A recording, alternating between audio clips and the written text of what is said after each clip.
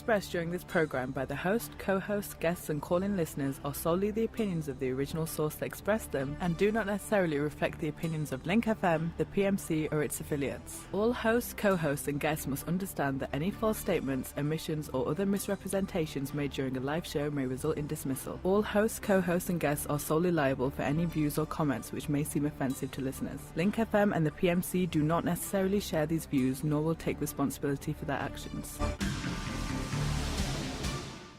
Welcome to Link FM 96.7 FM. I'm your host Maroof Hussain, broadcasting across the Sheffield South Yorkshire district and live on Facebook, Link FM UK. And welcome to your point of view on this Saturday at 5 p.m. And I hope you've had a good week, although the rain has started again. I don't know what's happened to the weather. The winds of March have appeared in July and the rains of November appeared in June, and who knows what we're going to expect in August. So hopefully you've had a good week, and we've got a lot to discuss today, quite a few topics, but my schedule is kind of going to change slightly at the top of the hour here because of a terrible tragedy that has taken place in Kashmir, where the Rupial Marriage Hall in Chakswadi, where many people, many of our listeners are actually from, collapsed yesterday morning around 11 a.m. Pakistan Standard Time, and in that building itself, when it went down, I think around about 21 to 30 people were inside the building,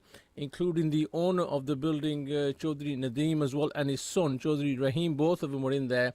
And since that operation started, unfortunately, one body was recovered from the Rupial Marriage Hall, and that was of Chaudhry Nadeem, the owner of Rupial. And he was a good friend of mine. His family are good friends of our families as well, and I know his father very well, and many a time his father's been up to Sheffield and visited me, and he was my chief guest once when I was elected the second time. Such a nice family, and then Nadeem was such a nice guy. And at the moment there are two people still inside the building which haven't been recovered. 21 or so people have managed to be rescued. Of those two that are inside the building, one of them is Nadeem's son as well, and one is, we've been told, is still alive by the army through their detection devices, and we don't know who that is, but either way, two sons are still inside there, and we want them out, inshallah, so the family can have closure. So I just wanted to raise that with yourselves because of the significance of the location and of the family. And with me from Leeds is Councillor Muhammad Rafiq, who's from that location as well. And Rafiq's had good contact, good communication with the family as well. And they've got a lot of family in Leeds as well. So, Councillor Rafiq, welcome to Link FM, first of all. Very somber news that we found Nadeem's body, and his funeral was held at 6 o'clock Pakistan time today. What are your thoughts on what's happened and how it's happened?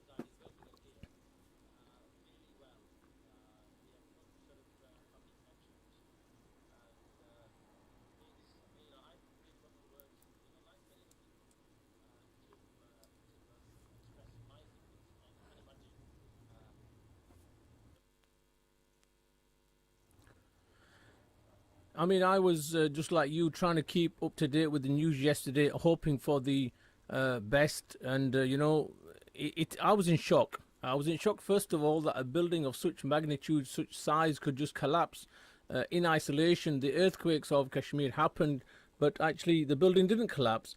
It survived all of the terrible devastations that Kashmir suffered over the last few months. It managed to stay up, and people that were standing in the same room with Nadeem evidence, video evidence is saying they were standing with him when the building collapsed, and they managed to get out. And unfortunately, you know, as a Muslim, as somebody who believes in ultimate fate, that, you know, when it's destined that you will die, you will go no matter what you try and do.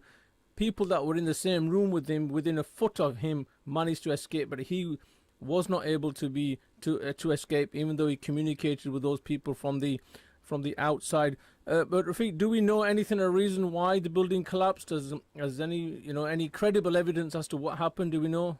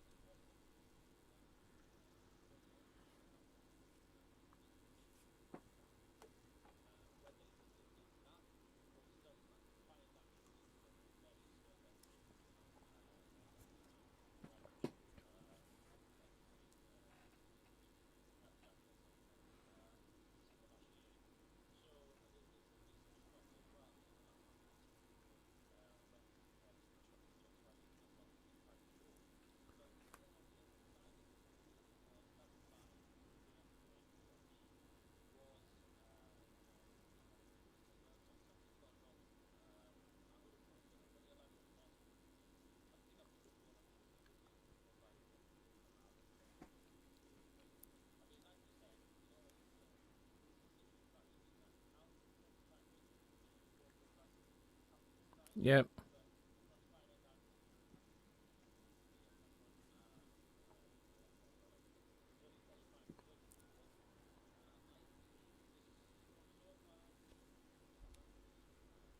Mhm.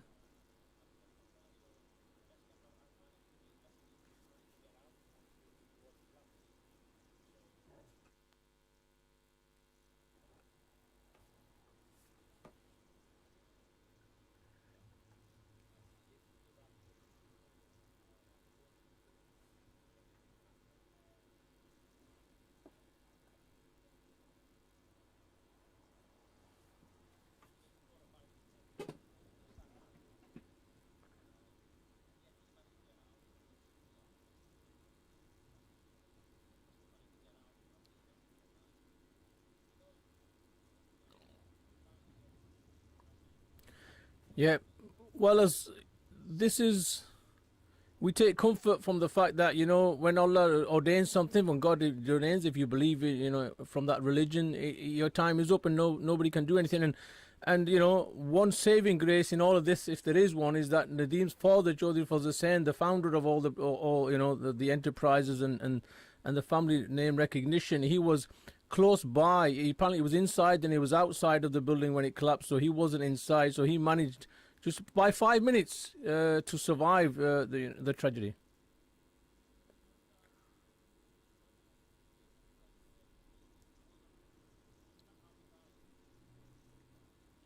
I've been there yet.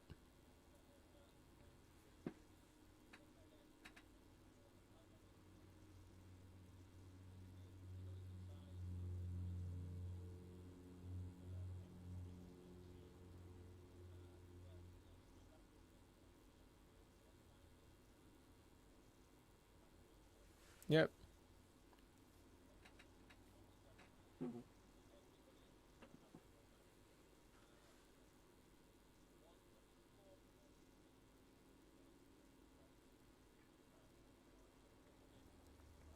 A holiday for Muslims. And just to finish off with Councillor Rafiq, have you spoke to any of the family members here? I mean, some of them have gone to Pakistan, I understand, after hearing the news, yeah?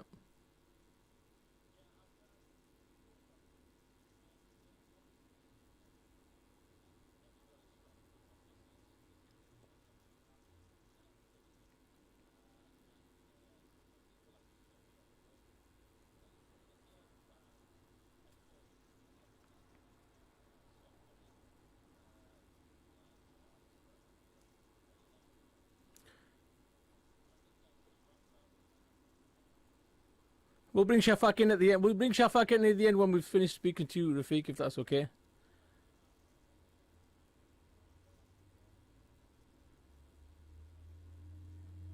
Okay, well, in that case, stay on. Shafak, what are your, I mean, look, you live nearby as well.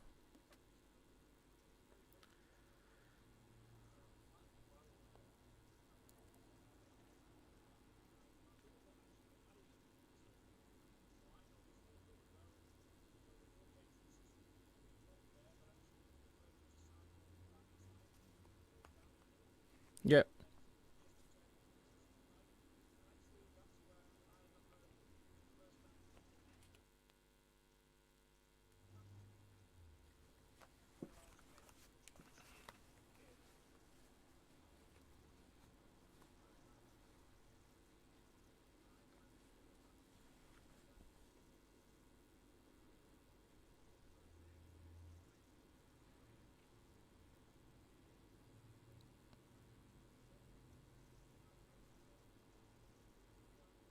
Yep. In the center. Yep.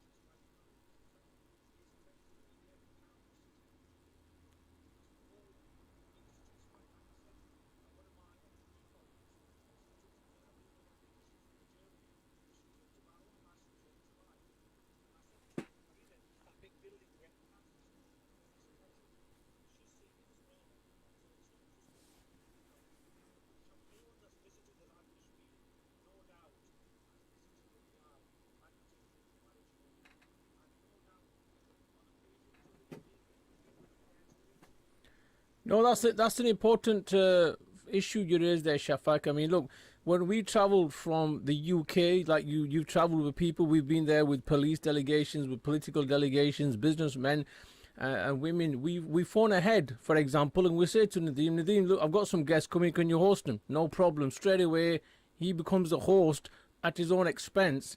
And the difficulty for us always is when we go abroad, we want to give people the respect and show them that this is a friendly country. And people like Nadeem and his family, Joy Hussain, would step up and say, right, listen, we're going to host you. We'll any expenditure, whatever it costs, we'll do the hosting. And not everybody is prepared to do that. And it just shows you the measure of the man. He wanted to show to the world that Kashmir was a safe place, Kashmir was a friendly place, and Kashmir is a place that you should always come back and visit, especially Chhakswari itself.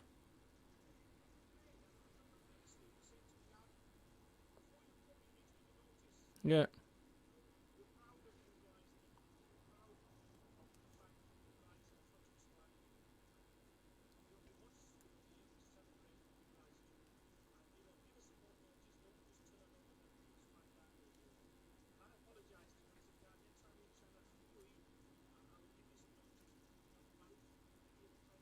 Yeah, it does happen.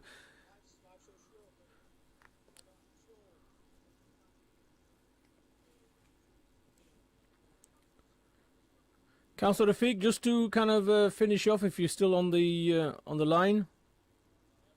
Okay, Councillor Rafiq, just your kind of last thoughts. Moving forward. About this tragedy itself. Clearly, Leeds and Birmingham are two major cities where they've got family members, and just like you, I visited their families. I remember every year they do an event in Birmingham at their family home, and they invite me, and I go down every year whenever. So for the Saints here, and we they do an event for all the community. Just something to celebrate, and what could we do? Do you think we could do, or what can anybody do at this terrible time?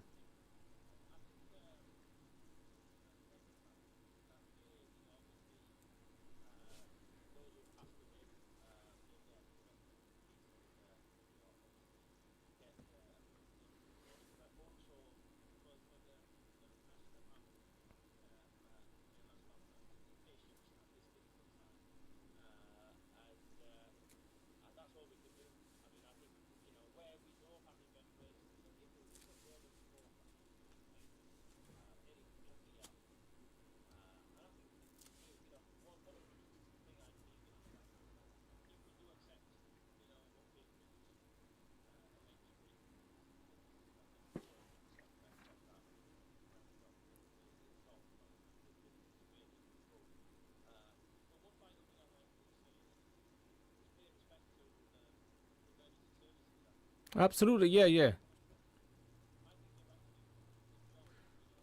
This is the Pakistan Army, yeah? We're talking about here the emergency services.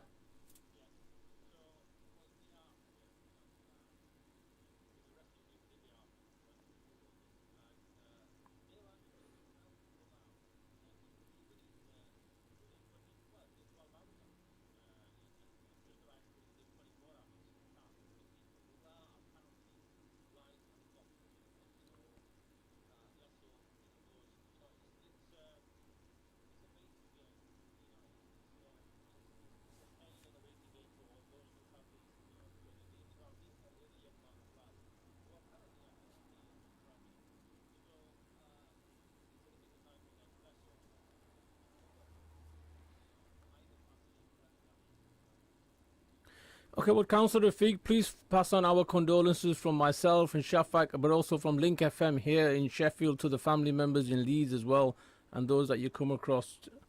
Take care, my friend. Thank you.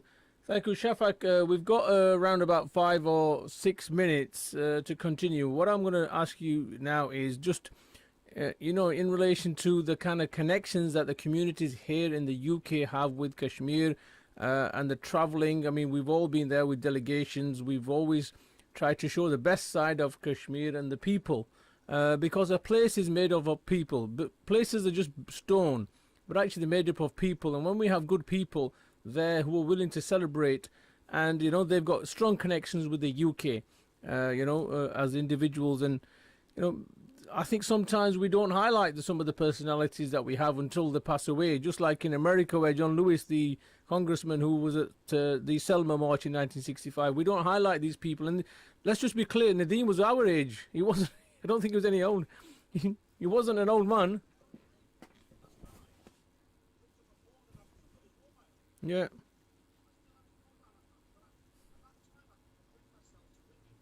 Yeah.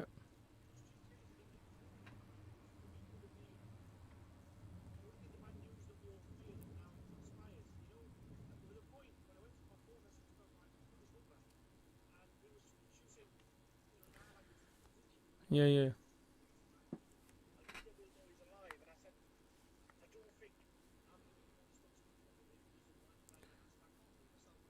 Yeah. Yeah. You need to.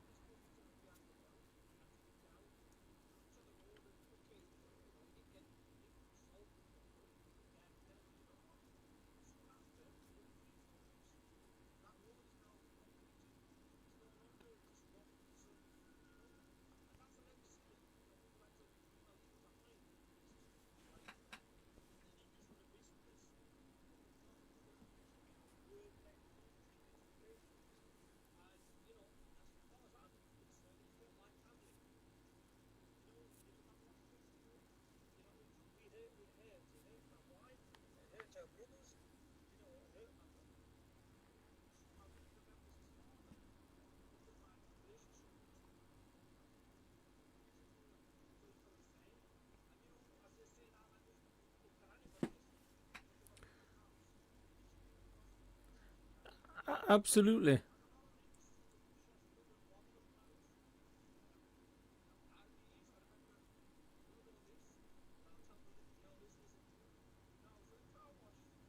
That's right.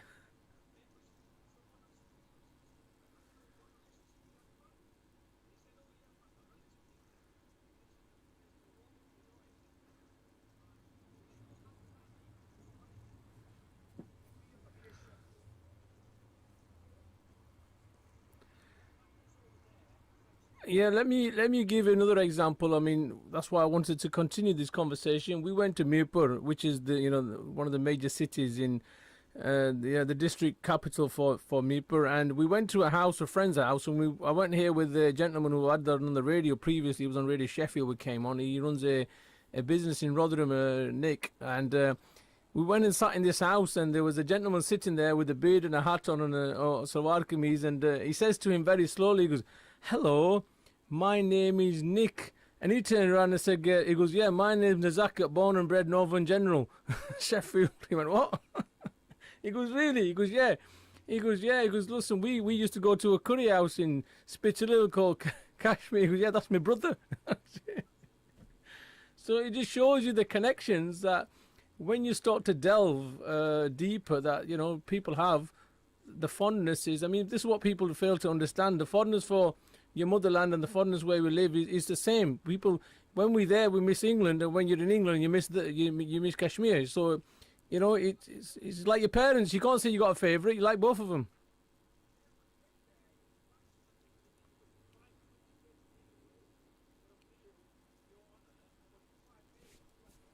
Yeah.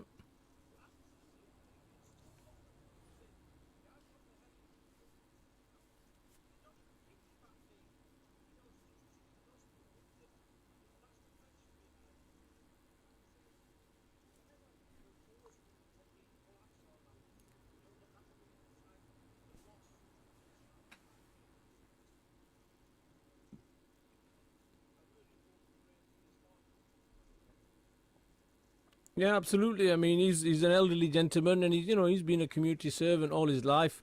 You know, like you said, when it comes to building of roads, I mean, the requirements in Kashmir are vastly different than the requirements here. There, it's about, can we get access, like a road access? Can we get a decent teacher in a school? Can we get a pharmacy where we can buy medication from? It's the basic necessities of life. And these guys were there to provide you with the basic necessities of life. And that road that you referred to that goes to your house, because of involvement, and we believe Islamically that if you do something when you die afterwards and it's still in use, you're still getting the reward while you're dead, because of something that people. So if you build a well and people use it, or if you build a road, people use it. So, these are the things that people leave behind, the legacies. I mean, all the speeches that you and I do and programs we present mean nothing unless we leave some kind of legacy behind that people are going to benefit from the time. But look, yeah, there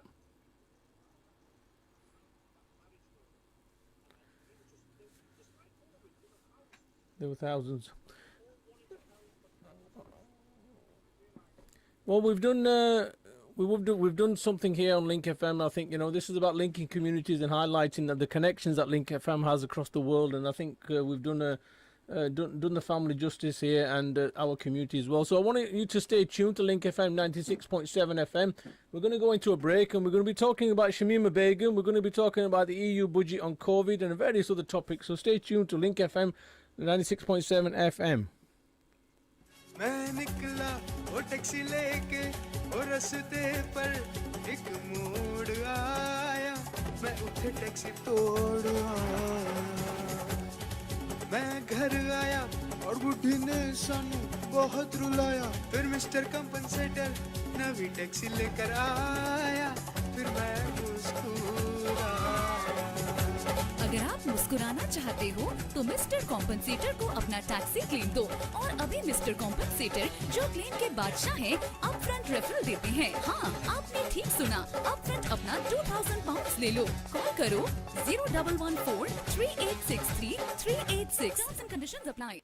Have you been involved in a road traffic accident or suffered a personal injury in the last 3 years? Then why not come direct to your local experts at Allison Law Solicitors? Allison Law Solicitors are here to get you back on the road and your life back on track. They're recognised personal injury and industrial disease specialists with dedicated and experienced lawyers who've won thousands of pounds in compensation. And of course, it's no win, no fee. Call now on 01142 586 966 or come in and see us at 437 to 441 London Road, Sheffield. Allison Law Solicitors, a local firm for local people and helping you when you need it most.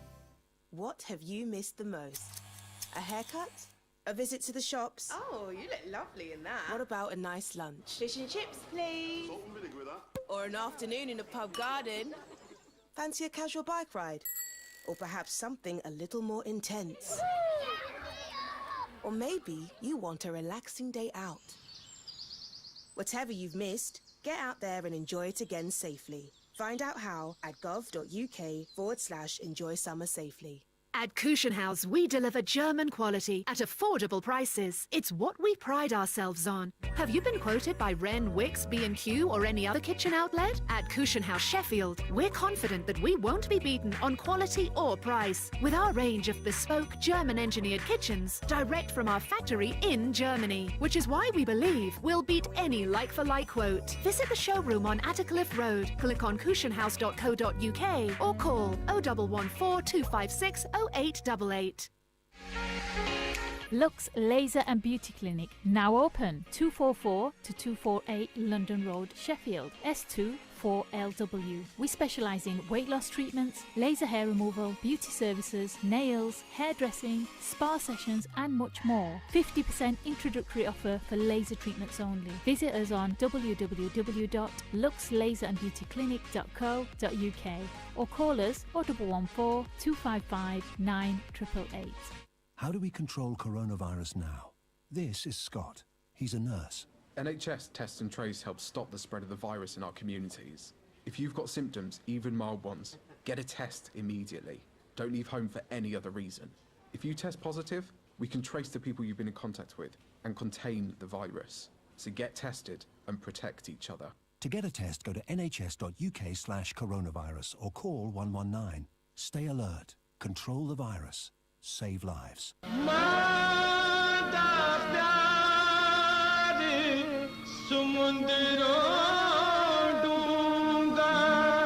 और माँ के हाथों बनी मिठाई की लज्जत सबसे निराली, इसीलिए तो माँ जी ने शेफील्ड में दुकान बना ली। जी हाँ, माँ जी स्वीट्स डार्नल, ताज़ा मिठाई, मजेदार केक्स, कतलम में उम्दा गलेटो, जलेबी और रसमलाई जो सबको पसंद आई। निकाह, शादी ब्याह, सालगिरह और पार्टीज को माँ जी की स्वीट्स से मीठा बनाइए। आज ही तशरीफ लाइए। Maa ji Sweets, 659 Stanford Road, Darnall, Sheffield. माँ के प्यार की तरह खालिस। Maa ji sweets.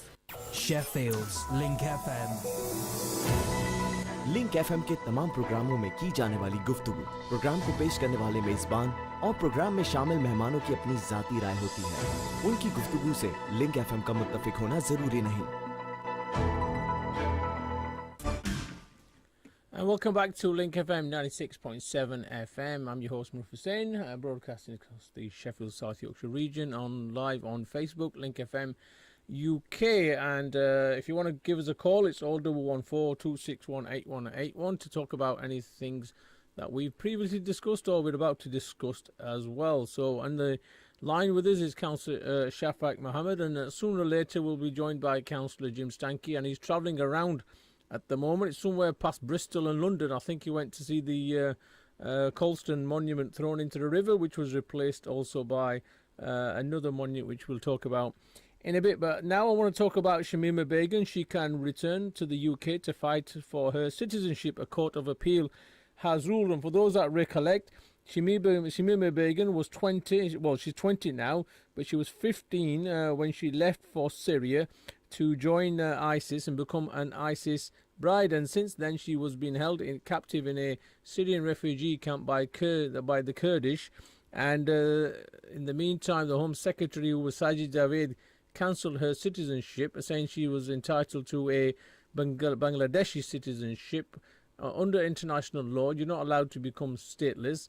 Bangladesh has refused her citizenship, so in essence, she is stateless. Although Sajid David at the time was saying she isn't stateless. The Court of Appeal has said she can come back because she's stuck in a refugee camp, isn't able to fight her case for citizenship appropriately, given the fact that it's not in a safe place. Now, the government is not happy about this, and however you look at this, Shafak, I mean, I think we need to separate the law from the politics of this. Just because Sajid Javid wanted to play to the audience and banner and show how tough he was, doesn't mean he made a legal decision. And the judge has overturned that decision and said now, she should be allowed to come back. And if there are security concerns, clearly those security concerns can be dealt with here by putting in control measures which will stop her from becoming a security risk. I mean, many other countries have taken back people who've left their countries to go and fight for ISIS, and they've introduced prosecutions, i.e. sent them to prison, introduced monitoring of those individuals as well, and restricted their movements, internet access, etc. Everything is in place except for Britain. And do you feel, Shafiq, this is the right move? The courts have made the right decision. Should she have a right to defend her case here in a UK court as opposed to being stuck abroad?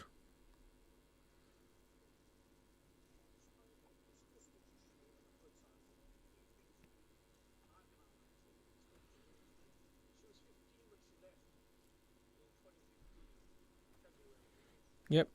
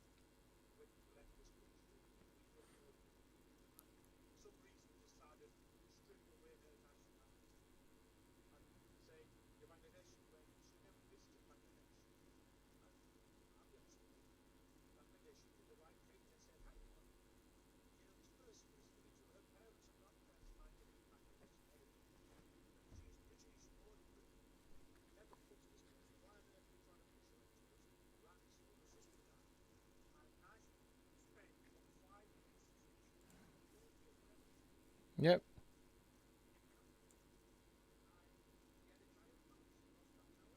Lost 3 children.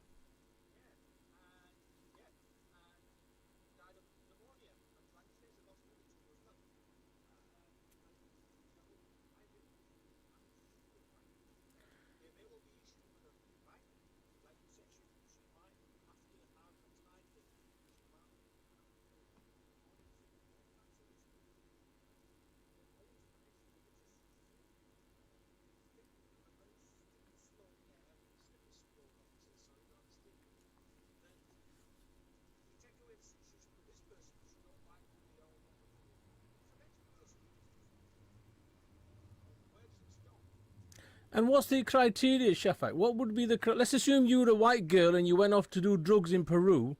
Why don't they take their citizenship off of them?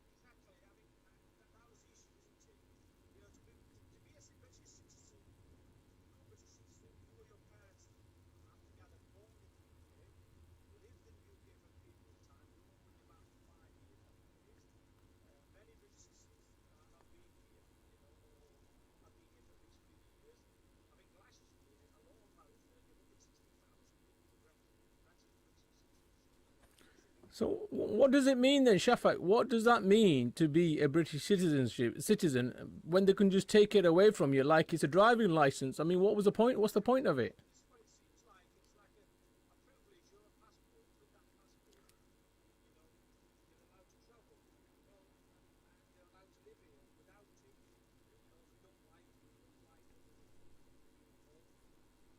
So therefore, what you're saying there, Shafiq, are you saying there's 2 class of citizens that even though you're here, if you're white, I mean, let's go back a bit. Everybody somewhere came from the Vikings and the Saxons or French. You know, their citizenship should be revoked, should they not? I mean, who is a true Brit then?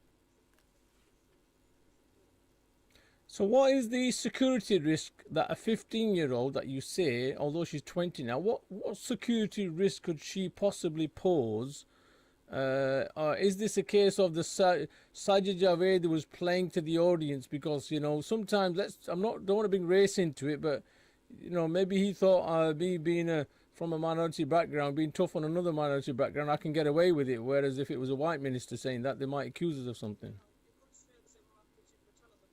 Yep.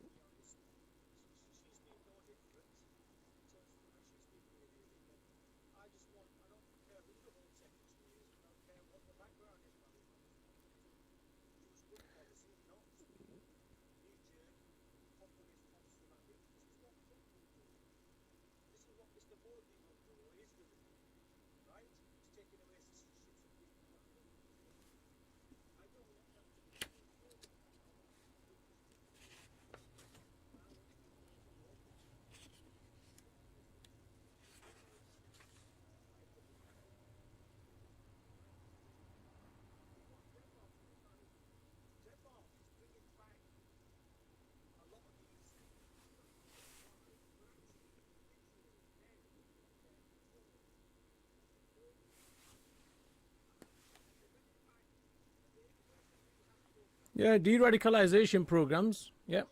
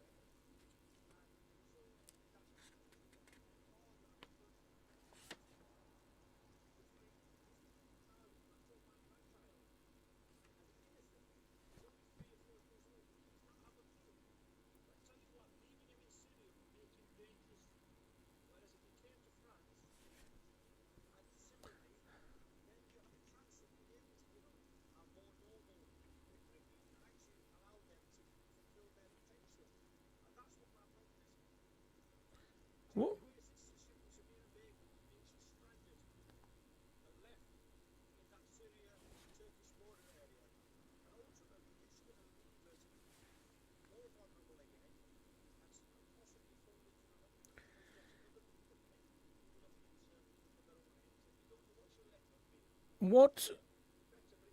What Shafak do you think? I mean, the government is probably up in arms because this is not the first time they've removed somebody's citizenship. They've done it before. They'll do it again. This basically sets a precedence that they can't do it anymore. That if you remove someone's citizenship, they're going to be able to come back and fight it in the courts here. Duly noted. Yeah.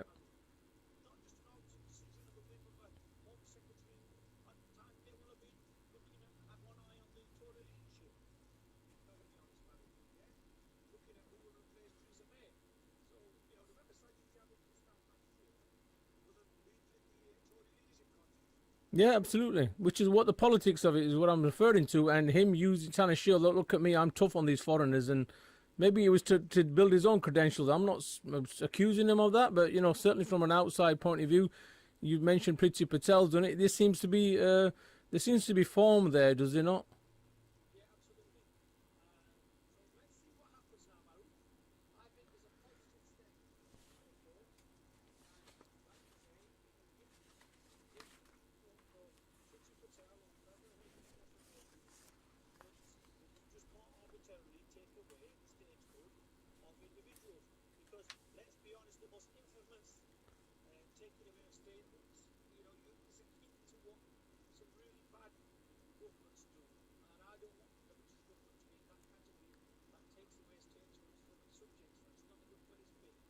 So where would that leave us then in the world then? I mean, they would say that it weakens them.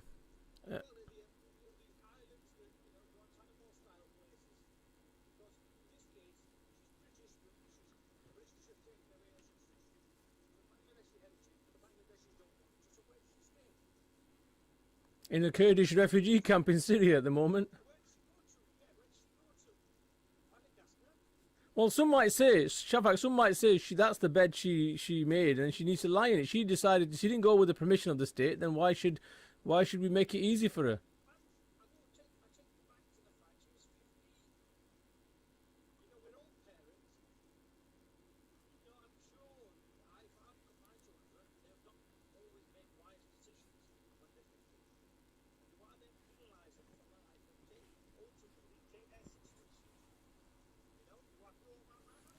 So maybe there's further debate to be had here that anybody who commits an offence abroad, which is sentenciable to more than 5+ years, shouldn't be allowed to come back. But however, the hypocrisy here is that you use your parents' heritage to move you or send you abroad to a third country.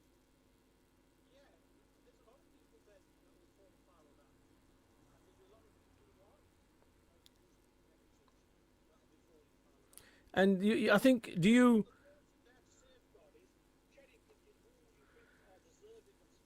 Shafak, if I can just ask you there, you said this is where the criteria becomes a bit dodgy, where not everybody will be Muslim heritage. So isn't this a case of like a Donald Trump ban coming in that Muslims aren't allowed in? Or I didn't mean all Muslims, I just meant the radicals. I mean, radicals aren't... It's like when you fill in that form, have you ever been convicted for terrorism offences? Who's going to tick yes on that box, right?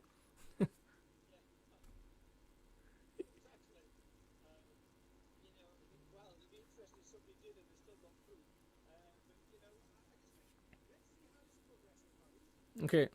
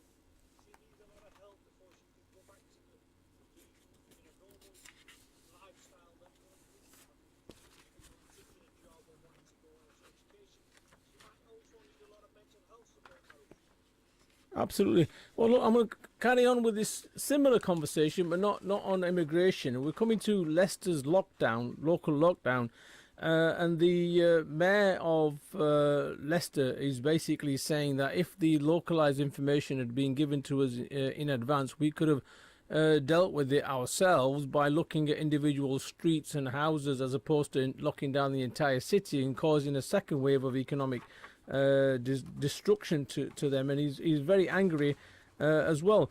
And I think Priti Patel, and the reason why I raise this, one is I'll bring up the issue that local councils are now being given additional powers similar to government to do close down shops, etc.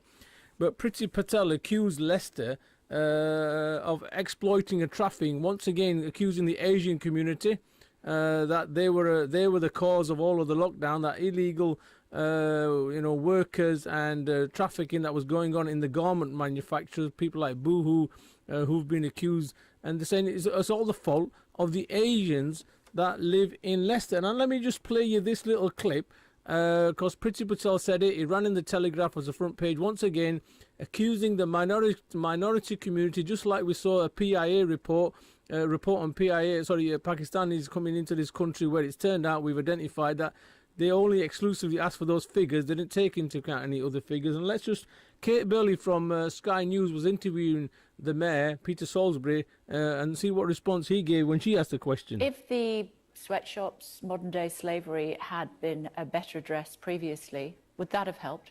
There is no evidence whatsoever that in those sweatshops, and we take them very, very seriously, and we've been battling for ages to try and get the government to do the same. But we've been taking that very seriously, but there is no evidence whatsoever to show that that is where it is transmitting. What we do know now that we've got this data is precisely which neighbourhoods, which streets, even which households it is transmitting. And now we are able to intervene.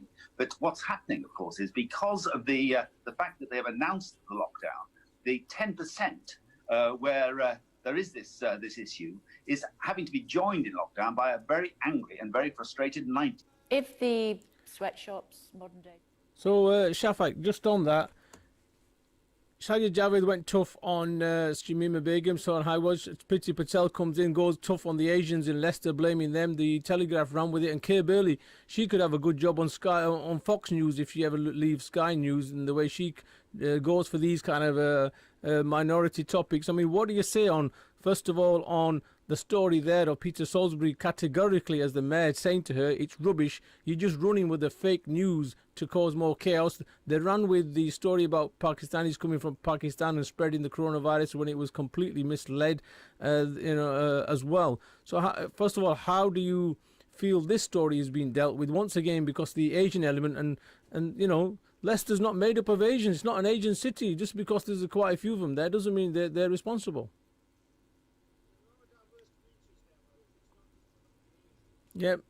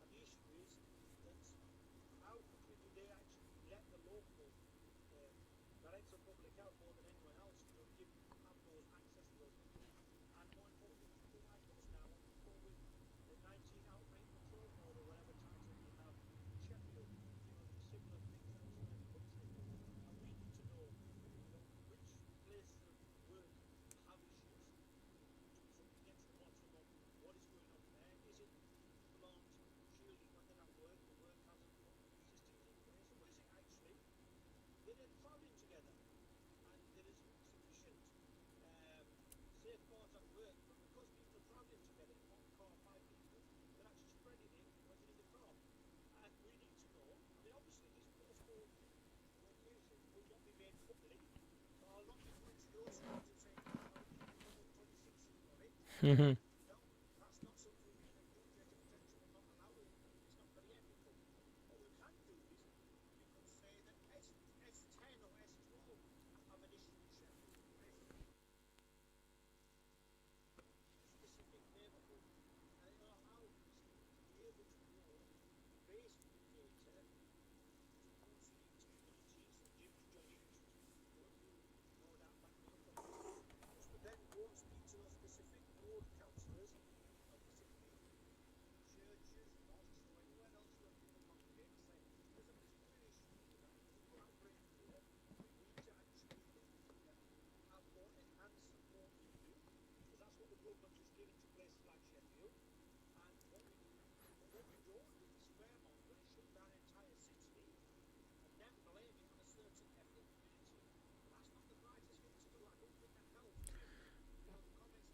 But isn't this, yeah, but Shafak, this isn't new. If you are from a minority community, you see this all the time, yeah?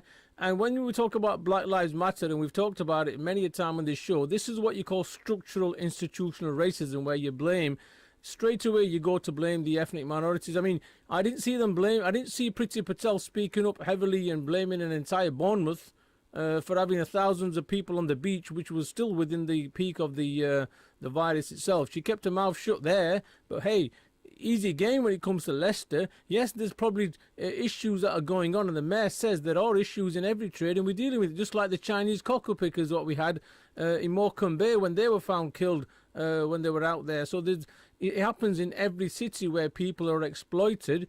But you don't just go and blame the entire food chain or entire community.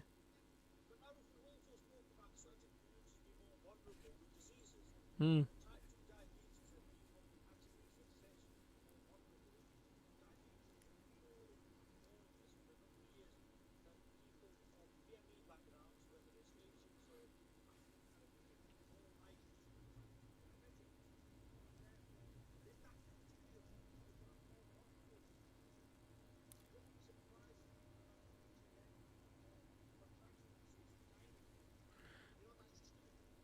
Well, I've not seen any sympathy from her on diabetes. I've not heard any statement, but she's happy to be criminalising people.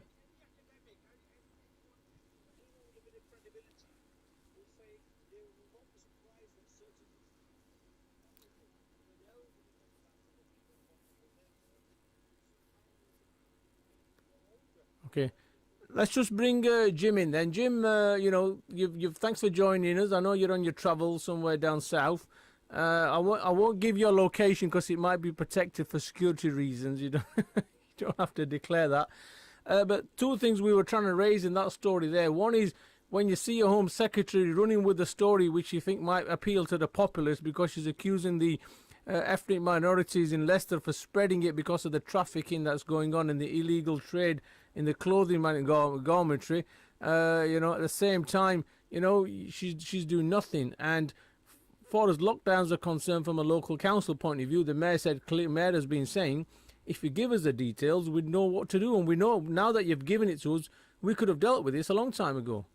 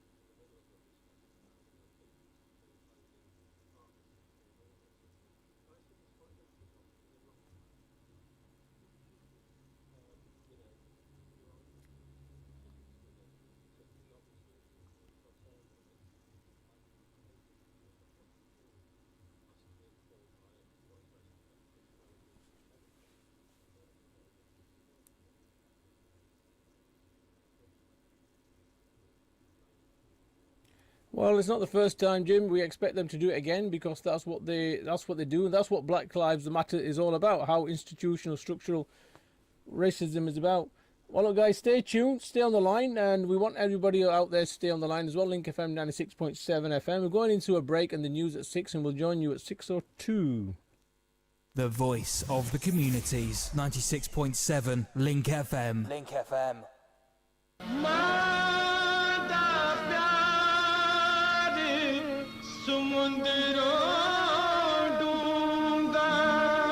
और माँ के हाथों बनी मिठाई की लज्जत सबसे निराली, इसीलिए तो माँ जी ने शेफील्ड में दुकान बना ली। जी हाँ, माँ जी स्वीट्स डार्नल, ताज़ा मिठाई, मजेदार केक्स, कतलम्मे, उम्दा, गलेटो, जलेबी और रसमलाई जो सबको पसंद आई। निकाह, शादी ब्याह, सालगिरह और पार्टीज को माँ जी की स्वीट्स से मीठा बनाइए। आज ही तशरीफ लाइए। Maa ji Sweets, 659 Stanford Road, Darnall, Sheffield. माँ के प्यार की तरह खालिस, Maa ji sweets. This is a message from the government about the next stage of controlling coronavirus with NHS Test and Trace.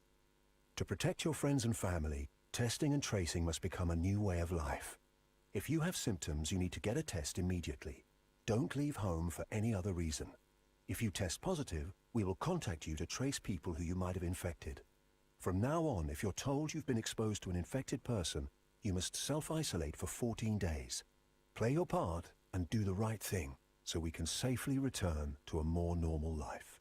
Go to nhs.uk or call 119. Stay alert. Control the virus. Save lives.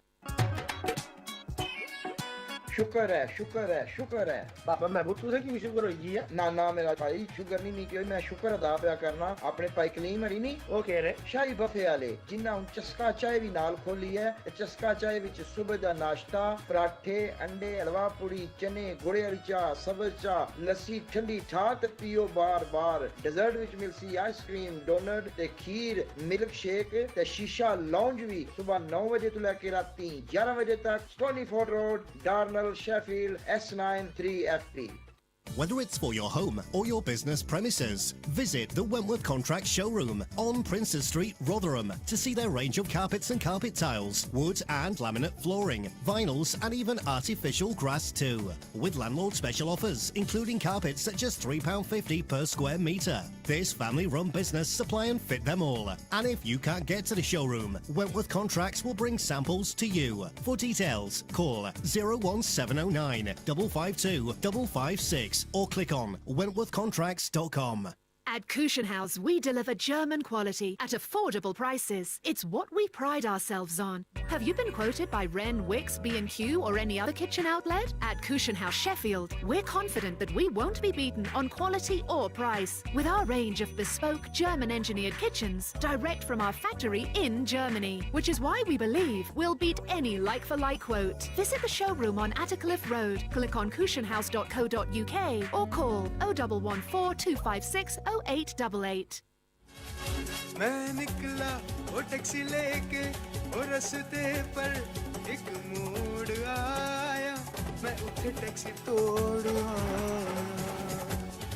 मैं घर आया और बुढ़ी ने सानू बहुत रुलाया फिर mister compensator नवी taxi लेकर आया फिर मैं मुस्कुराया अगर आप मुस्कुराना चाहते हो तो मिस्टर कॉम्पनसेटर को अपना टैक्सी क्लेम दो और अभी मिस्टर कॉम्पनसेटर जो क्लेम के बादशाह हैं अप फ्रंट रेफरल देते हैं हाँ आपने ठीक सुना अप फ्रंट अपना £2,000 ले लो कॉल करो 0114 3863 386 Terms and conditions apply. Hi, my name is Safa and my name is Zaina. You are listening to Link FM 96.7 FM. 96.7 Link FM. Link FM.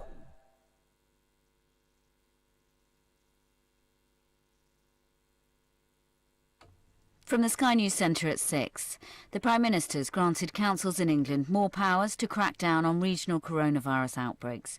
Local authorities can impose shutdowns, including closing pubs and shops if infections in their areas surge.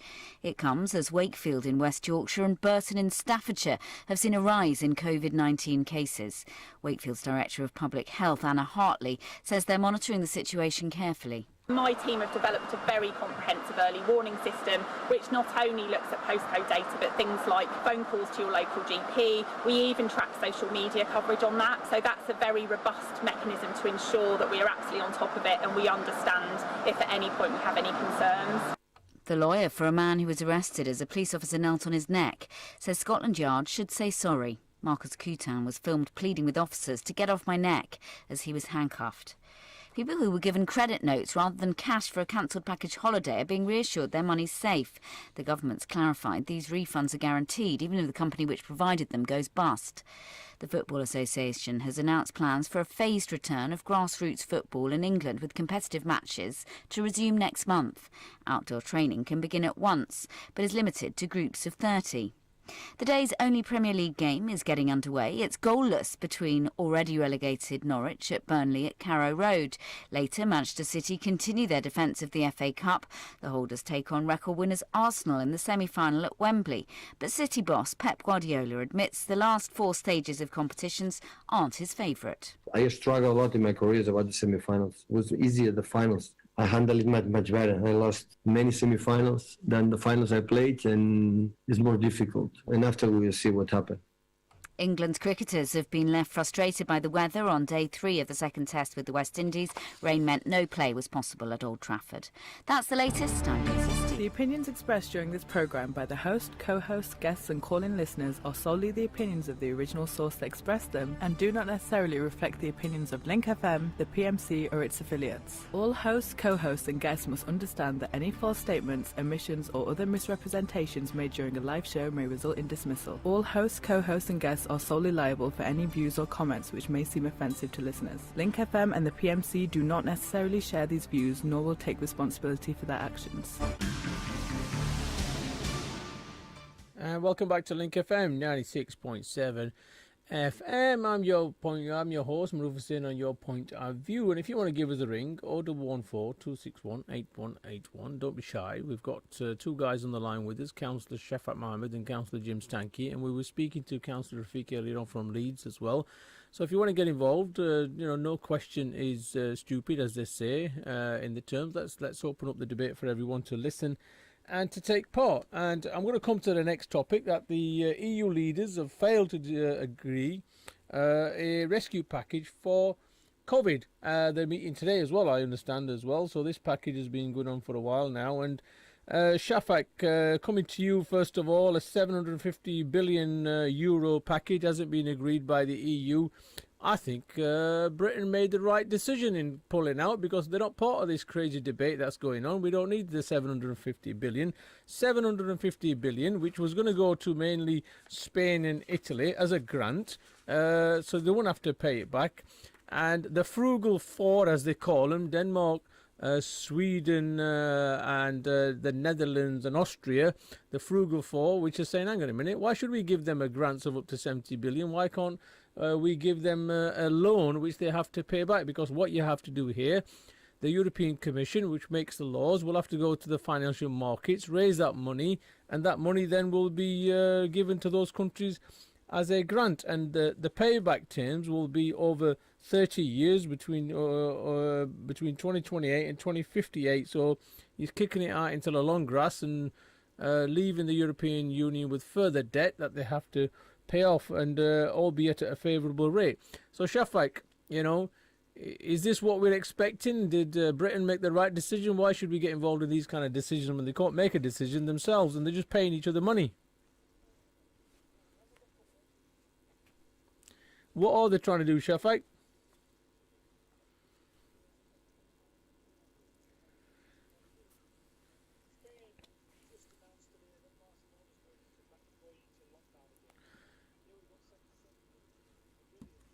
Yeah.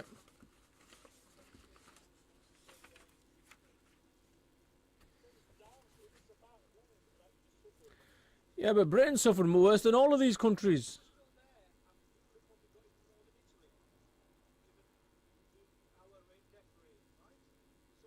But that shouldn't be a criteria. This is like people accuse Pakistan of the same thing. Declare more, you get more money.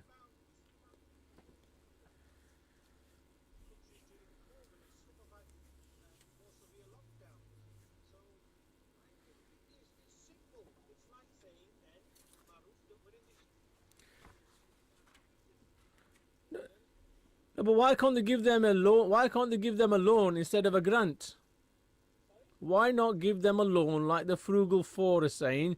Why Denmark, Sweden, Austria and Holland are saying give them a loan with conditions. Don't give them a grant because they don't have to pay it back.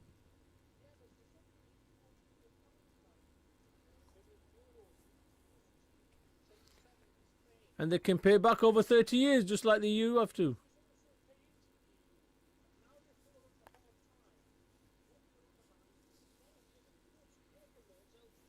Not at them terms, not at the interest rates that the European Commission gets them at.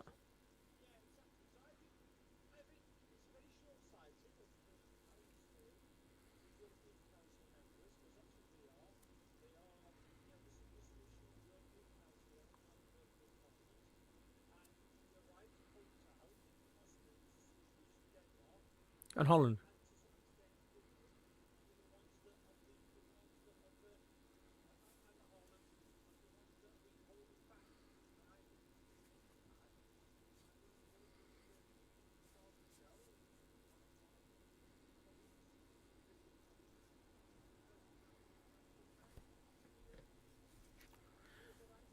Okay.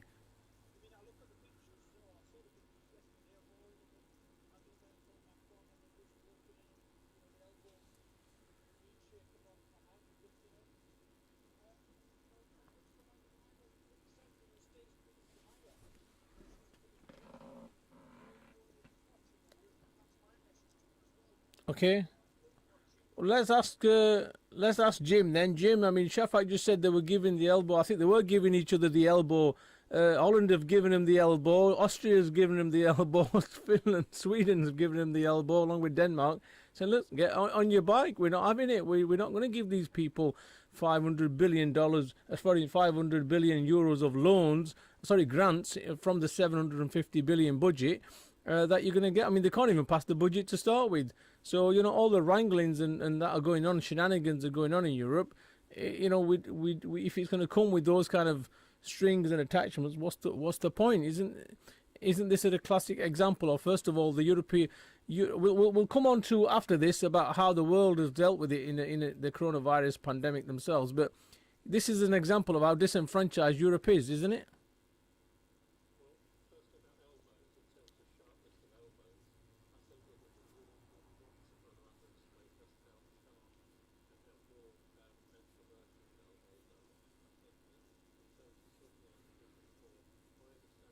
Sounds like the mafia there, Jim. You're describing the mafia there, the Cosa Nostra.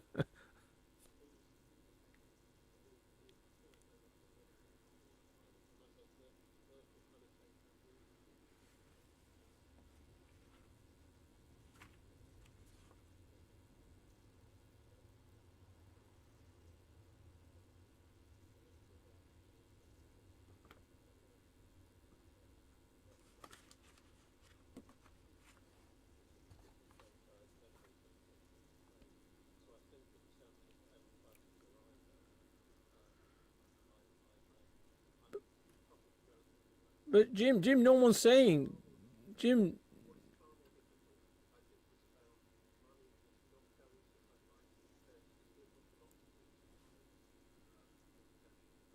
But Jim, no one's saying, we're not saying don't give them anything. What traditionally happens is EU member states are given loans at favourable terms and pay back over a period of time. What the four are saying is, why don't you continue with the same scenario? That, you know, it seems to me here, this is something that I experienced in the work sometimes. If you don't perform, you get all the training that you need and experience to show on your CV. But if you're performing, you get no training. So what happens here is if you failure to deal with the virus breakout, you might as well let it break out and you get $80-90 billion euros in grants and you don't have to pay it back. Sounds like a good business deal.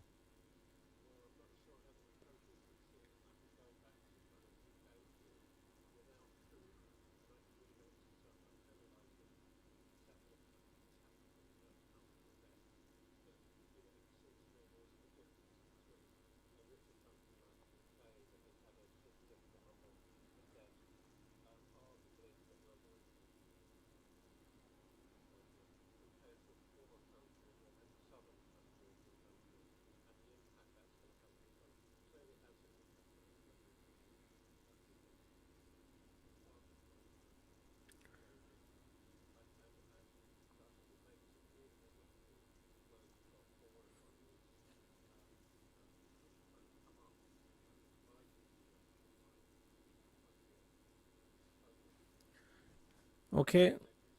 Well, they seem to, Shafak, I mean, Jim mentions there the poorer countries, the Eastern European bloc countries are being given a step up. But, I mean, they're giving them all this money and they're becoming more extreme and extreme. Holland and Poland, the politics of those two countries are far-right politics. They're stopping anybody from coming in. They're banning Muslims and they're clearly talking about these issues. So why are we giving them anything? Why are we giving them money, people like them, to... Once they've got a few pounds in the pocket, a few euros in the pocket, they feel more emboldened. And the second question I want to ask you is, are these four countries that we're referring to, the Frugal Four, is it because they're holding out for something? Because they're not the net beneficiaries of this? Jafak.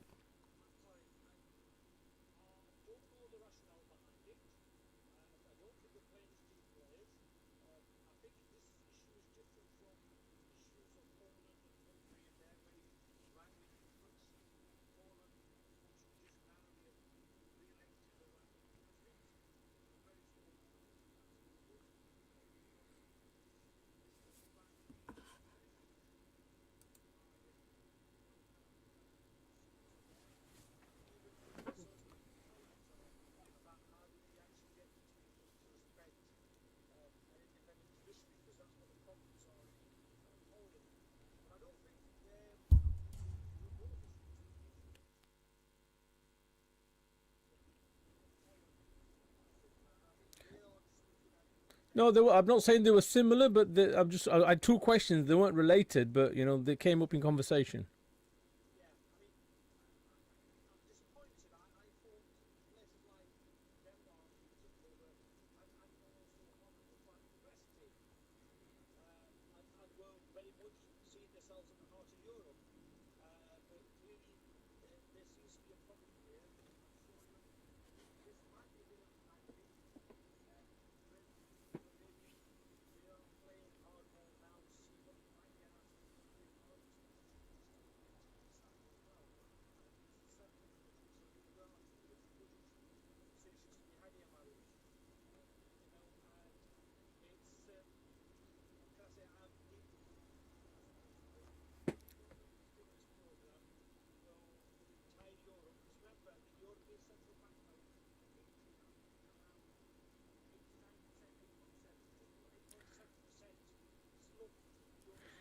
Yep. Well, you're right. Christine Lagarde is on record as saying if this stimulus package isn't approved, it's going to have a devastating impact on the economies of Europe. But you're expected to say that, yeah.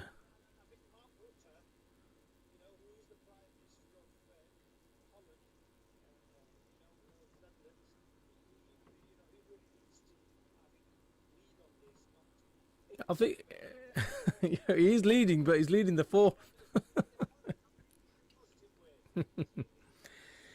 Well, okay, just on leading, let's move on to the next 10 minutes as well, where I want to talk about the response to the coronavirus pandemic across the world, how different people and different countries have been dealing with it. And before that, I just want to play a little clip from the World Health Organization Director General on what he's saying. Let me be blunt. Too many countries are headed in the wrong direction. The virus remains public enemy number one. But the actions of many governments and people do not reflect of this.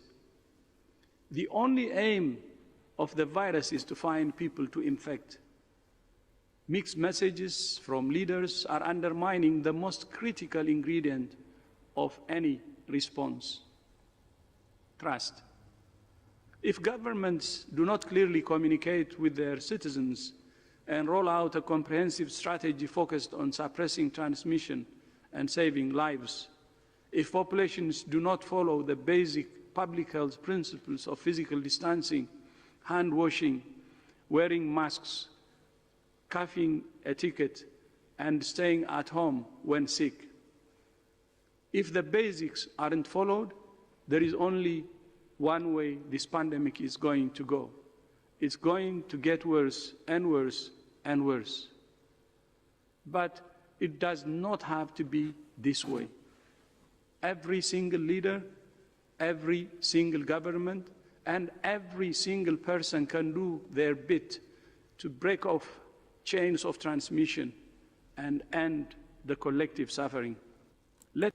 So, Shafak, let me just bring you here. And then Director General of World Health Organization is clearly saying there that if we, well, let me just put it this way. I think he's clearly articulated that the world hasn't got a clue and they're not dealing with this in sync. They're giving guidance and people are doing their own thing based on their own economies and their own politics and their own ideologies.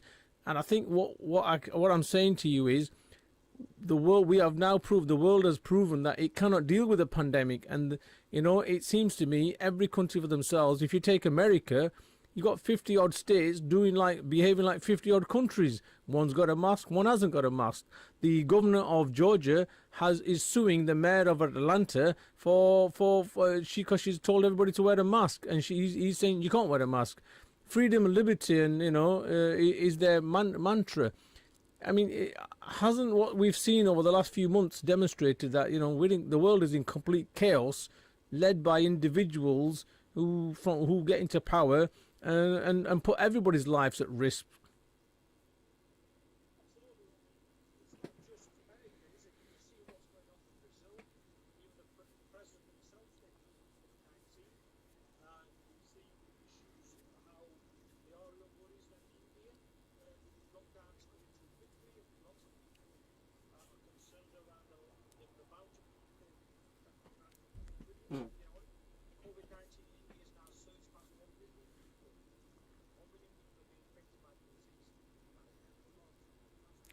And that's with limited testing.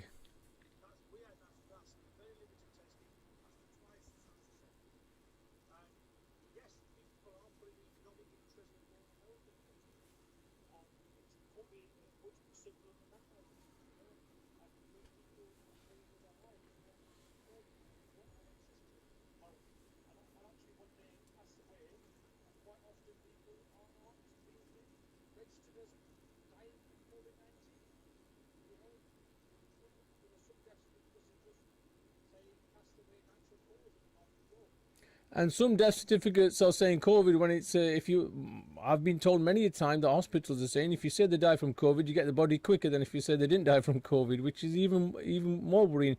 Jim, let me just bring you in here. I mean, clear the World Health Organization is saying, we need some leadership here. We're not getting it. People aren't following the rules and consistency that we're telling you. The aim of the virus is to spread and kill, spread and kill, spread and kill. That's what viruses do. There's no clear vaccine are going to be available for at least several months. There's only a few which are out of 120 or so vaccines that are talked about. Only 2 or 3, I think, are in some kind of clinical trial, mass trial, and we're going to struggle to get anywhere. And the world is basically in extreme jeopardy. It's like I'm watching a Hollywood movie, Jim, and it's not got a good ending.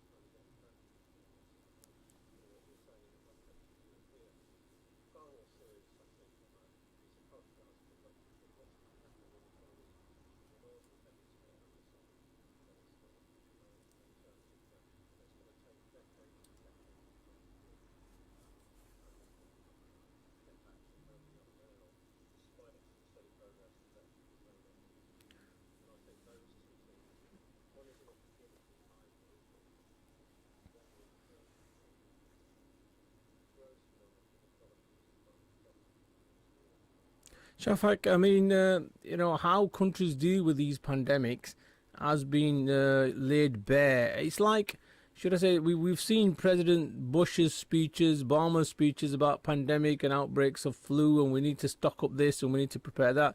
And the budget just withered away. Budget was cut. It's a bit like council gritting budget. They didn't have snow for 5-10 years, and they decided to cut the budget. Then all of a sudden we have a big snow, and everything comes to a standstill, and no one's got any grit because we kept cutting the budget. Councillors kept cutting the budget because they wanted to pay for social care or pay for something else.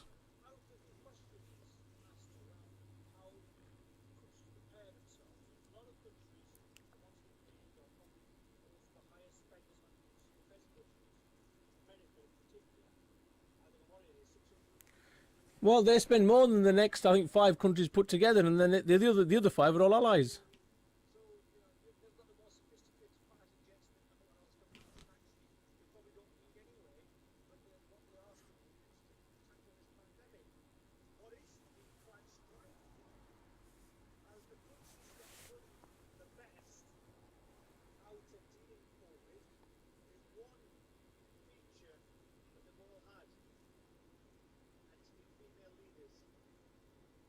Okay.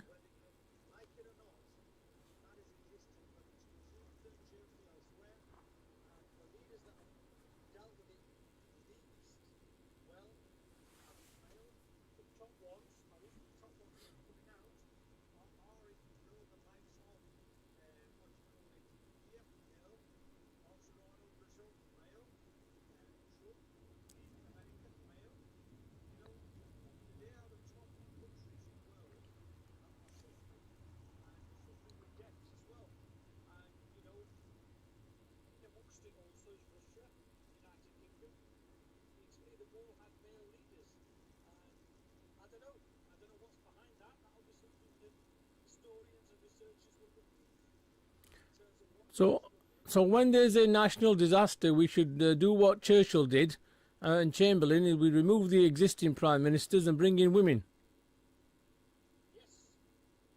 Okay, that's a.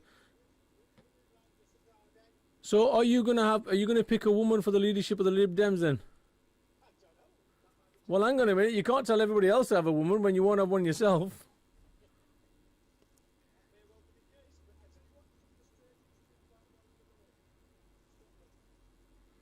Well, look, I think the grass is always greener elsewhere, right, Shafak? I think, if we were sitting over there, they'd probably think they were doing a bad job, and if we're over here, I mean, if you compare New Zealand, it's got a population of less than Yorkshire, I think, so you can't really say there was much to do for as spread of economy, and they're only one sector, which is livestock. Yeah, but, you've got to understand, responding quicker when you've got 5 million people compared to when you've got 60 million people, compared when you've only got livestock as your main export, and when you're talking about the finance sector here in the UK, there's a lot more to take into account, Shafak. Come on, it's a bit more complicated to make that decision than when you're selling sheep or when you're selling finance. No, I'm just raising the issue. I'm not giving you the answer. My job is to ask the question of you and Jim. Jim, what do you think of that?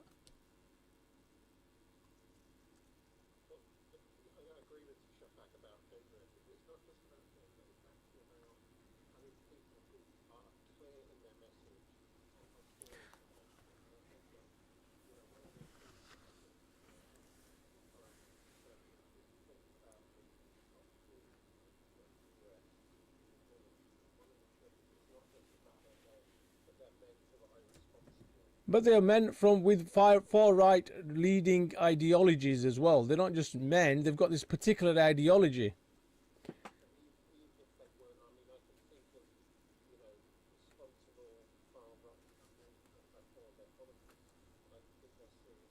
Okay. Jim, serious politicians. We've got two serious politicians on the show with us today. Stay tuned to Link FM 96.7 FM. We're going to go into a breaking, and the breaks come around so fast. I suppose if we don't do them, they won't let me keep the show going. Sponsors pay the bills. Where we'll continue the discussion about the Conservative MP who had the whip withdrawn from him. Community, Sheffield's very own community radio station, Sheffield's Link FM. मैं निकला वो taxi लेके और रास्ते पर एक मोड़ आया मैं उठे टैक्सी तोड़ आया मैं घर आया और बुढ़ी ने सानू बहुत रुलाया फिर मिस्टर कंपनसेटर नवी टैक्सी लेकर आया फिर मैं मुस्कुराया अगर आप मुस्कुराना चाहते हो तो मिस्टर कॉम्पनसेटर को अपना टैक्सी क्लेम दो और अभी मिस्टर कॉम्पनसेटर जो क्लेम के बादशाह हैं अपफ्रंट रेफरल देते हैं। हाँ, आपने ठीक सुना, अपफ्रंट अपना 2000 पाउंड ले लो। कॉल करो 0114 3863 386। Terms and conditions apply. At iLet4U, we know that being a landlord can be a frustrating business, but it doesn't have to be. iLet4U can find you tenants in under a week. अगर आप मकान किराए पे लगाना चाहते हैं तो हमारी खिदमत हासिल करें और घर बैठे किराया पाएं। iLet4U आपको 3 से 5 साल तक गारंटीड रेंट की जमानत देता है। Start finding tenants today by contacting iLet4U, 60 Page Hall Road, Sheffield, 0114 327 2020. iLet4U. Have you been involved in a road traffic accident or suffered a personal injury in the last 3 years? Then why not come direct to your local experts at Allison Law Solicitors? Allison Law Solicitors are here to get you back on the road and your life back on track. They're recognised personal injury and industrial disease specialists with dedicated and experienced lawyers who've won thousands of pounds in compensation. And of course, it's no win, no fee. Call now on 01142 586 966 or come in and see us at 437 to 441 London Road, Sheffield. Allison Law Solicitors, a local firm for local people and helping you when you need it most. Glen Mill Carpets, the complete home furnishing centre with over 36 years experience. Amazing offers. British-made sofas from £499. Bed settees from £149. Double orthopaedic mattress from £99. Great competitive prices on the best brand products. Free estimate, free delivery, free car park. Glen Mill Carpets. Visit our showrooms 38 to 42 Ispital Hill, Sheffield 4 or Bradfield Road, Sheffield 6. Telephone 01142 720 200 or visit our website glenmillcarpets.co.uk. How do we control coronavirus now? Listen to Steph. She's a bus driver. Now that people are using public transport again, we really need to make sure that we keep each other safe. Passengers need to stay 2 metres apart. If that's not possible, make it at least 1 metre. I want to see everyone wearing face coverings over their mouth and nose, unless you've got a good reason not to. And when you get to where you're going, you need to wash your hands. We've still got to play our part. Stay alert. Control the virus. Save lives. King's Medina Dates. Premium quality dates from Saudi Arabia. Available from leading Asian supermarkets. For more information, visit our website on www.kingsmedinadates.com.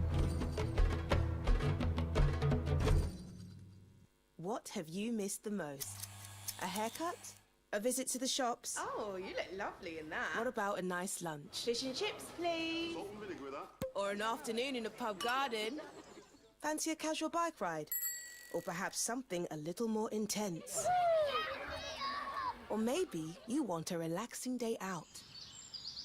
Whatever you've missed, get out there and enjoy it again safely. Find out how at gov.uk/enjoy summer safely. 96.7 Link FM. Link FM.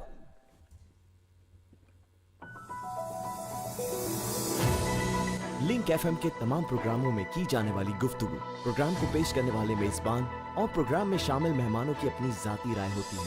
उनकी गुफ्तगू से link FM का मुत्तफिक होना जरूरी नहीं।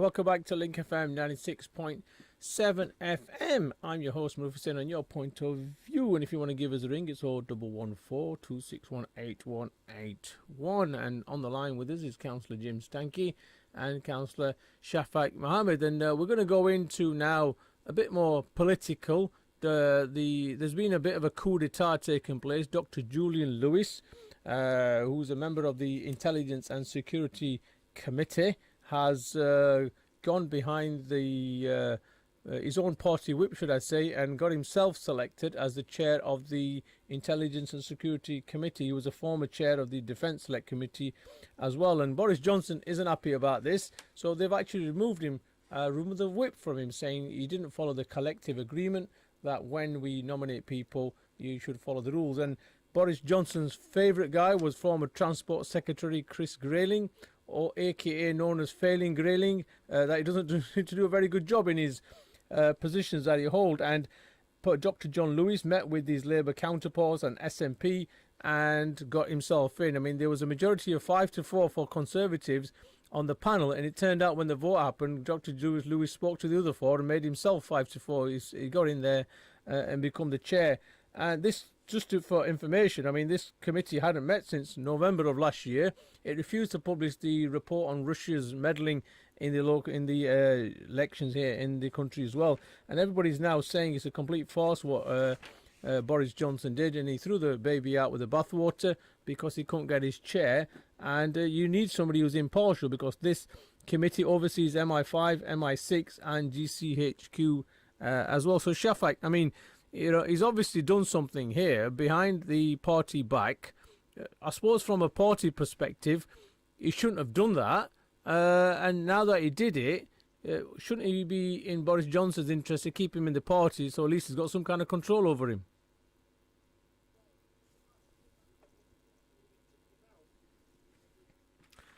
Yeah. Even if you had been making racist comments.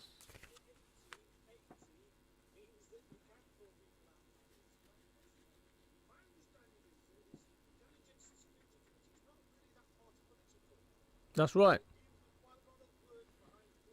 MI5, MI6 and DCHQ, so you can't get political.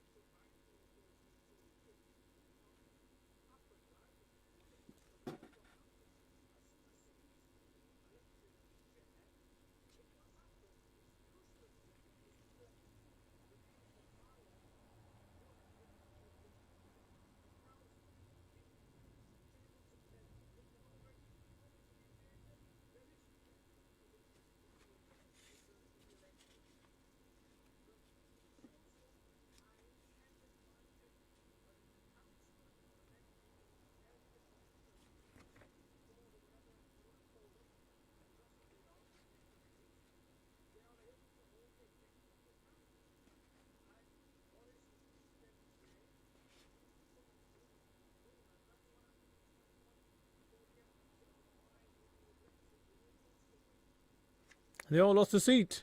So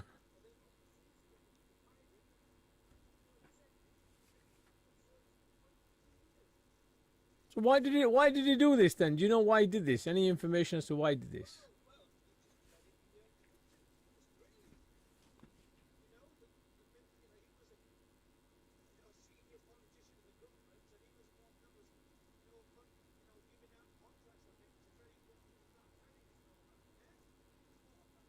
Yeah. And I think overseeing the franchises which never worked either. Jim, what's your take on what's happened here? I mean, is it much to do about nothing, or is it a serious issue?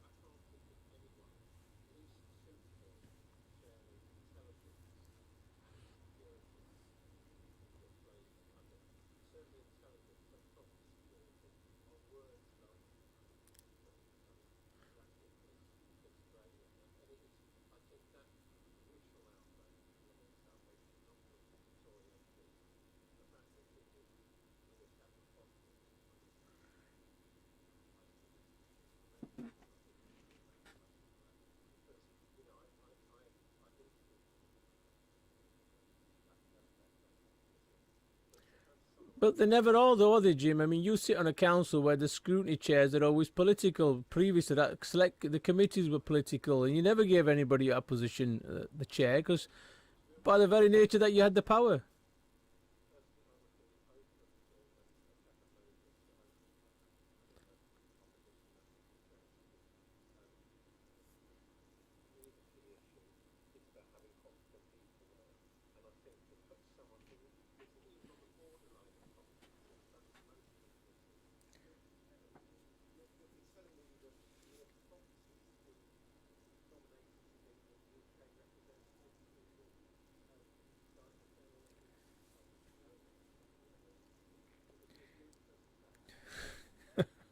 But the irony of all that conversation, Shafak. He knows that. He knows Jim knows what he's saying. He knows what he's saying.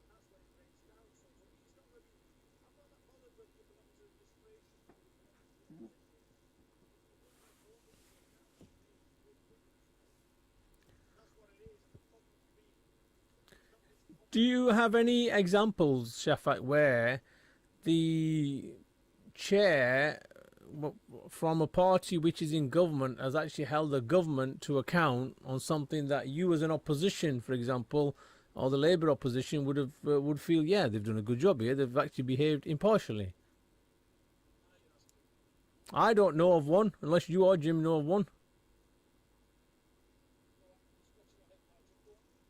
Jim?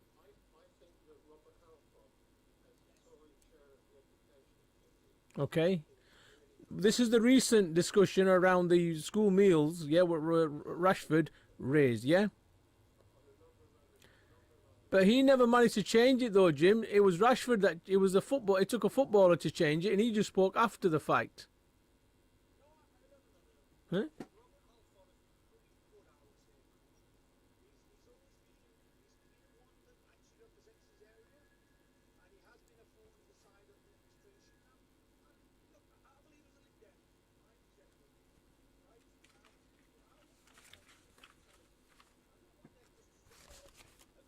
Challenge you? You mean challenge you, yeah?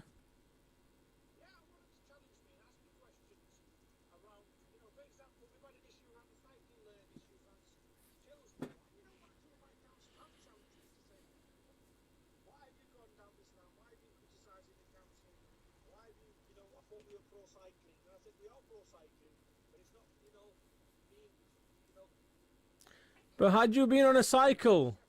Shafak, we saw you on a cycle and a helmet on. Have you been cycling prior to this issue? Where were you cycling, Shafak? Did anybody see you cycling around the park? Okay.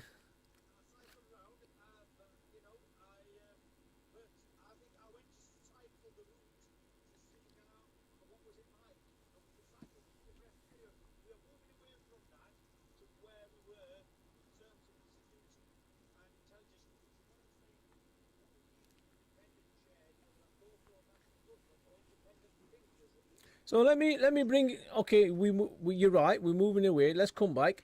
Huawei, I've just had their contract cancelled. We've talked about this last week as well. It's a security and intelligence issue. Surely this committee should get on with doing the work which is important for the state, as opposed to arguing about the bloody chair.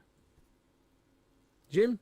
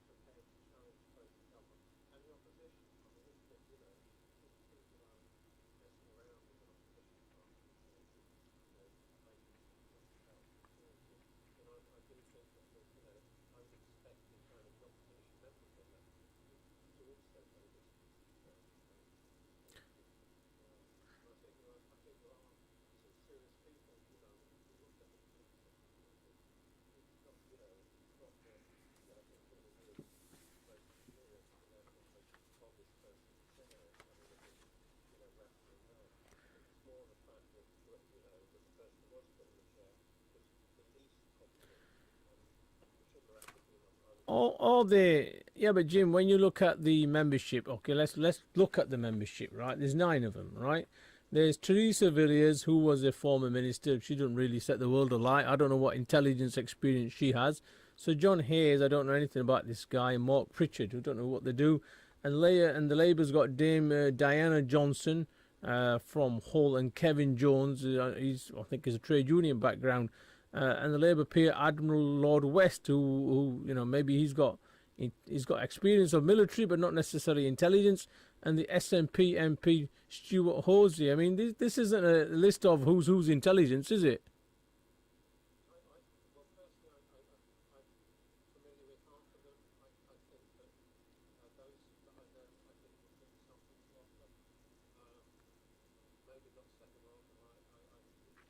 So you take, yeah, just the best. It's just the best of the bunch, yeah, Shafak.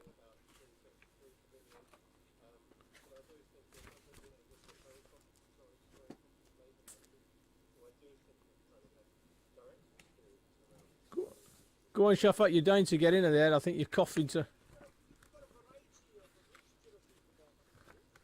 Yeah, but they're not coming from a professional background. I mean, yeah.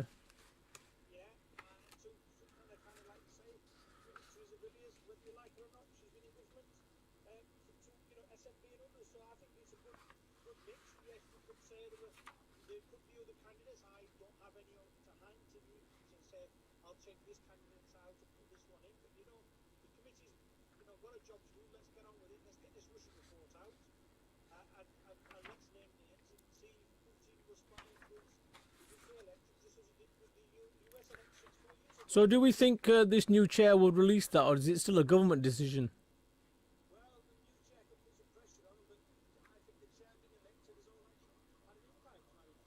Okay, cool. Well, look, you know, let's see what happens. He's got a year at this job, and then they'll kick him out. He'll no longer be a Tory MP, and he won't be the chair of the committee. So whatever he's done, I think he's done it for a year, unless there's a big hoo-ha goes on behind the scenes. Let's move on to our final topic then. The statue of Edward Colston, which we all saw was removed ceremoniously by the public, the people of Bristol, and thrown into the river. And since then, on the plinth that was left empty, somebody came along and put up a Black Lives statue of a protester named Jen Reid. The artist Mark Quinn somehow overnight or somewhere came along and placed this statue on top of the same place where Edward Colston was. However, it only stayed in place for one day, and at 5:20 in the morning the council turned up. I mean, I don't know if council workers what time they start, guys, but at 5:20 this guy's turned up for the first time probably in their lives and removed it in secret. Well, they tried to do it in secret, but clearly it's not being done secret. My question is, Jim, you're down there. I think you've been in that location. Did you see it? And what they're saying, and she's also, Mark Quinn is also going to get charged potentially because the Black Mayor of Bristol is saying that the artist is going to get charged for removing it at 5:20 in the morning at council levels. He's probably going to have a hefty bill.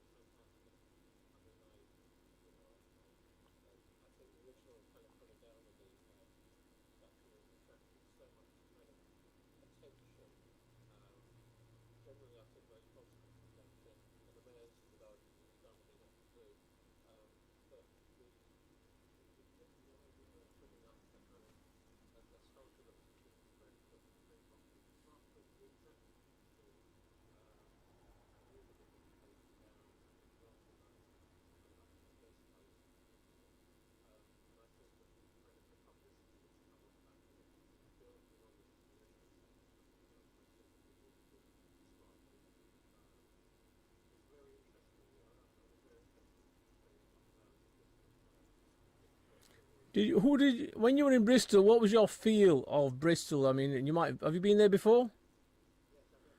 So, what was your feel talking to people? I mean, presume you were inquisitive and asking questions, and you know, what was the feedback you were getting?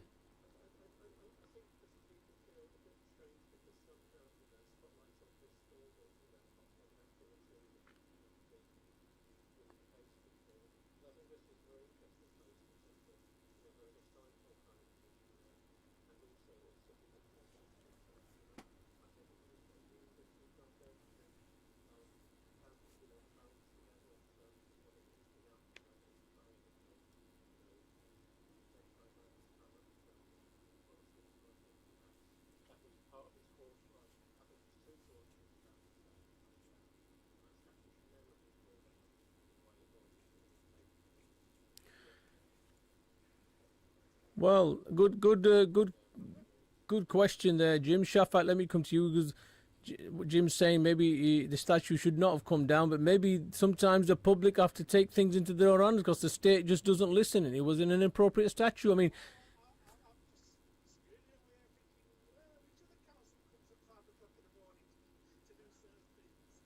yeah, which one? Oh, right, okay. Well, we're not talking about trees. We're not getting into trees. We're talking about statues. No, I did. I know where you were going. Let's avoid trees. Let's stick to statues.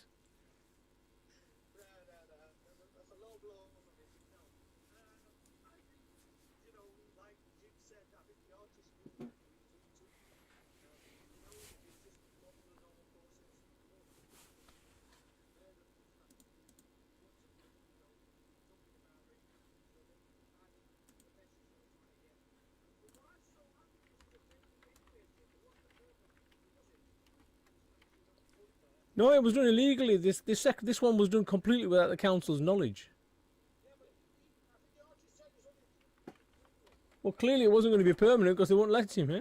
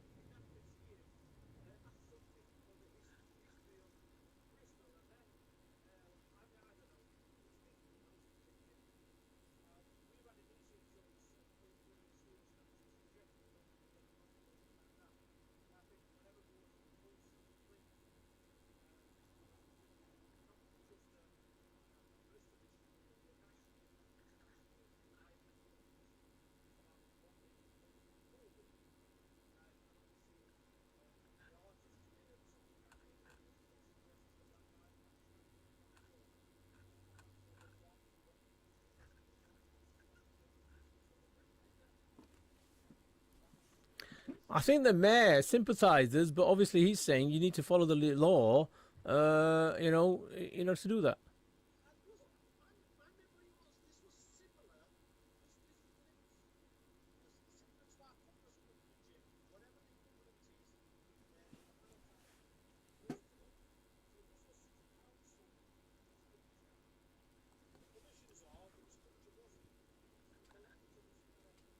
The same one in London. Yeah, there was the one they removed from the museum down there in London by the docks. I think this one might have been council.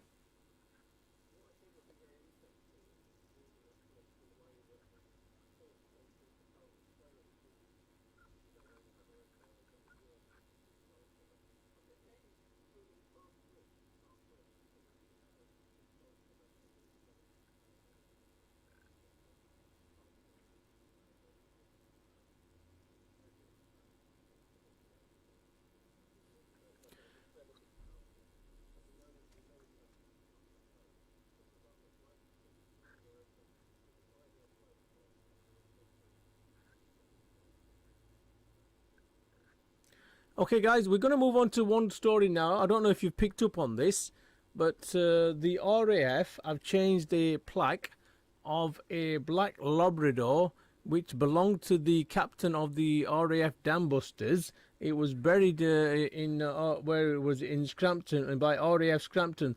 The name of the dog was the N-word. I can't repeat it on radio.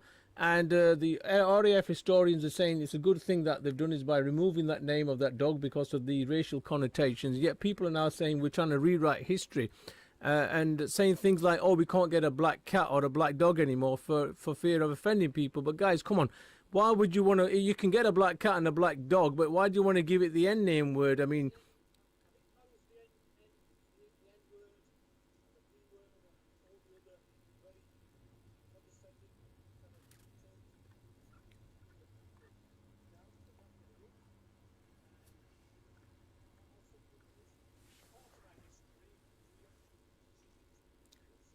No, but I agree.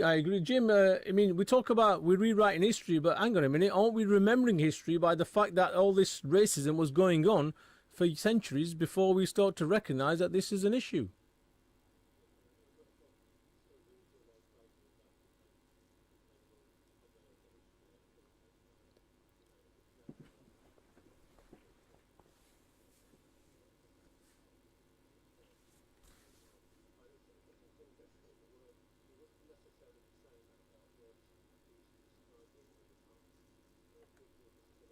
Yeah, so why use it here? Well, the dog, Jim. For your information, the dog was apparently a good luck omen for the dam buster guys. He didn't even die in battle. He got run down by somebody. He got run down by a car. So they decided to bury it, and it's been buried there for 30 years with a plaque as if it died in the army. Albeit, I mean, you know, first of all, why? Even if you think about it, why name the dog that back in the 40s, right? It just shows you how society was then. And if you're changing it now, then clearly this is something positive. Even one of the historians is saying this himself. What's the historian's name here? Guy Gibson.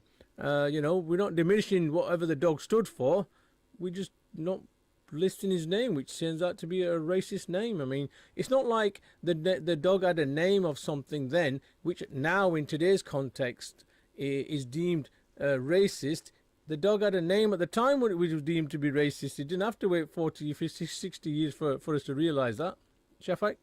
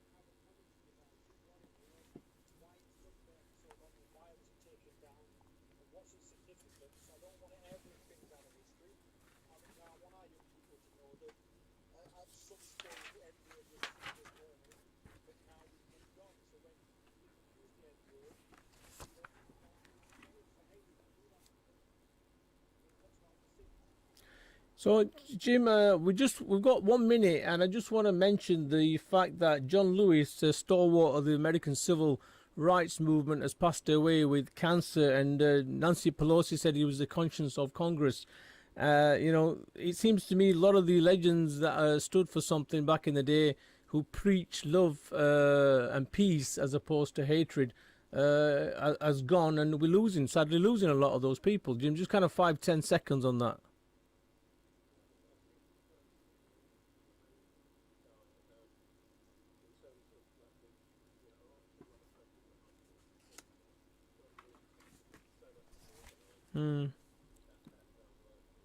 Cool.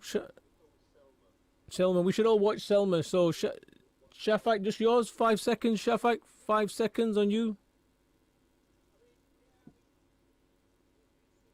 Okay, time out. We run out of time, unfortunately. Well, look, thanks very much. See you all guys next week. Shafak will learn about John Lewis next week. So take care. Saturday, 5 p.m. the same time. You could be entitled to upgrade to a new one for free with the government-backed YourFreeBoiler.com. Apply online, and if you're eligible, your brand new energy-efficient boiler could be fitted in just a few days. Visit YourFreeBoiler.com or call Ansar on Sheffield 258 4353, and you could be another one of the hundreds of happy claimants across South Yorkshire. And if you have rental properties or your own home doesn't have a boiler or central heating system, you might be entitled to a complete new one for free. Visit YourFreeBoiler.com or call 0114 258 4353. This is a message from the government about the next stage of controlling coronavirus with NHS Test and Trace. To protect your friends and family, testing and tracing must become a new way of life.